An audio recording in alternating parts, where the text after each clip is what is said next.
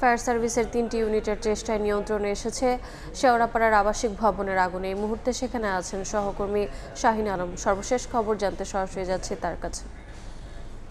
একটি আবাসিক বহুতল ভবনে অগ্নিকাণ্ডের ঘটনা ঘটেছে, তবে স্বস্তির বিষয় হচ্ছে এরই মধ্যে কিন্তু আগুন অনেকটাই নিয়ন্ত্রণে এসেছে। আমরা শেওড়াপাড়া এই জায়গাটিতে এসে দেখেছি যে ফায়ার সার্ভিসের 3টি ইউনিট এই ঘটনাস্থলে এসে পৌঁছেছে এবং বিকেল থেকে কিছুক্ষণ আগ পর্যন্ত তারা টানা কাজ করে যাচ্ছিলেন। এরই মধ্যে আমরা জানতে পেরেছি যে আগুন অনেকটাই নিয়ন্ত্রণে এসেছে এবং ফায়ার সার্ভিসের যে উদ্ধারকর্মীরা আছেন তারা এই ভবনের ভিতরে আসলে যারা আটকা ছিলেন তাদেরকে এই ভবন থেকে বের করে নিয়ে আসতে সক্ষম হয়েছেন।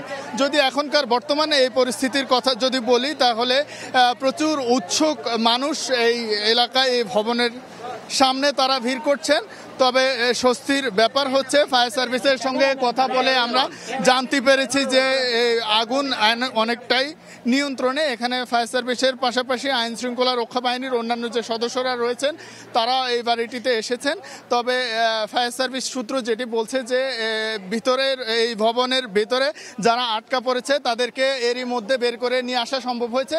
যদি এক কথায় বলা যায় আগুন এখন অনেকটাই নিয়ন্ত্রণে। তো এই ছিল আমার কাছে রাজধানীর শেওড়াপাড়া থেকে অগ্নিকাণ্ডের ঘটনার সর্বশেষ খবর। সরাসরি যুক্ত ছিলাম রাজধানীর শেওড়াপাড়ায়।